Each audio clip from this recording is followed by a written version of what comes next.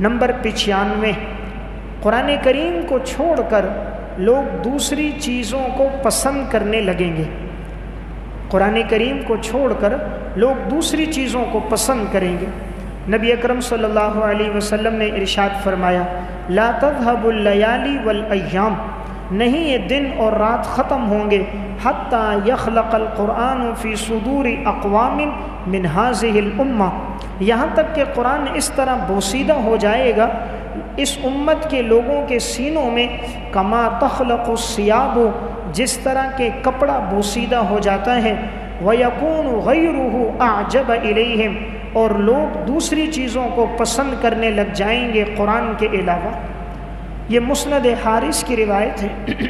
اس میں نبی اکرم صلی اللہ علیہ وسلم نے یہ بات بیان فرمائی کہ جتنے دن اور راتیں گزریں گی انسان قیامت کے قریب ہوتا جائے گا تو قرآن کریم لوگوں کے سینوں سے نکلتا جائے گا، اور قرآن یوں پرانا ہو کر بوسیدہ ہو جائے گا سینوں میں، جس طرح کہ کپڑا استعمال کرتے کرتے انسان کا بوسیدہ ہو جاتا ہے، اور لوگ قرآن کے علاوہ دوسری چیزوں کو پسند کریں گے۔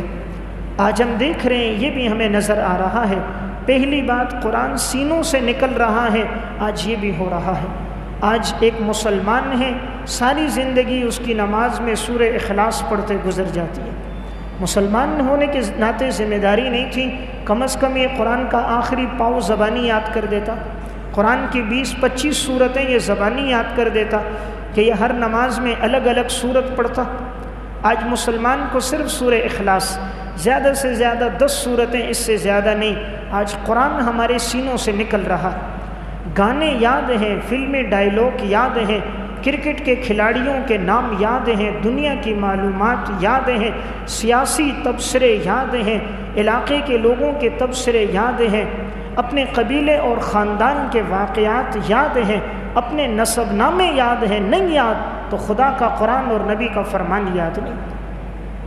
یہی تو قیامت کی علامت ہے کہ وحی کا علم اللہ نے ہم سے لے لیا۔ دیکھیں، جب زندگی میں گناہ آتا ہے اللہ وحی کا علم لے لیتا ہے، اس لیے آج وحی کی تعلیمات نہیں ہے۔ یہ دین کا علم گناہ کے ساتھ جمع نہیں ہوتا۔ علامہ ابن قیم رحمۃ اللہ علیہ نے الجواب الکافی میں لکھا، جب امام شافعی رحمۃ اللہ علیہ امام مالک کے پاس گئے، امام مالک نے دیکھا اللہ نے ان کو بڑی ذہانت دی ہے، بہت حافظہ دیا ہے۔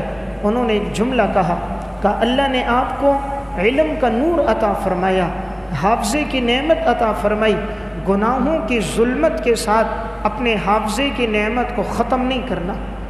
اگر تم نے گناہ کر دیے تو اللہ حافظے کی نعمت تم سے لے لے گا۔ اس لیے جب گناہ آ جاتے ہیں اللہ حافظے کی نعمت انسان سے چھین لیتا ہے۔ تو بہرحال آپ نے ایک بات بیان فرمائی، قرآن سینوں سے نکل جائے گا۔ دوسری بات بیان فرمائی، وَيَكُونُ غَيْرُهُ أَعْجَبَ إِلَيْهِمْ، لوگ قرآن کے علاوہ دوسری چیزوں کو پسند کریں گے۔ آج کسی مجلس میں آپ بیٹھ جائیں، آپ اللہ کا قرآن سنائیں، حضور کے فرمان سنائیں، لوگ توجہ نہیں کریں گے۔ آپ گانا لگا دیں، فلم لگا دیں، ڈائیلاگ لگا دیں، توجہ ہوگی۔ سیاسی تقریر لگا دیں، توجہ ہوگی۔ سیاسی تبصرے لگا دیں، توجہ ہوگی۔ اور اگر قرآن کی تلاوت لگا دی، کوئی اپنے ہاتھوں سے اپنے سر پہ کھجلی کرے گا، کوئی دائیں طرف دیکھے گا، کوئی بائیں طرف دیکھے گا، توجہ نہیں ہے۔ یعنی قرآن کے علاوہ دوسری چیزوں سے محبت ہوگی، اور وہی آج ہو رہا ہے۔ قرآن سے تعلق کم ہے۔ اگر محبت ہوتی، مسلمان مسجد میں آتا تو اس کے ہاتھ میں قرآن ہوتا۔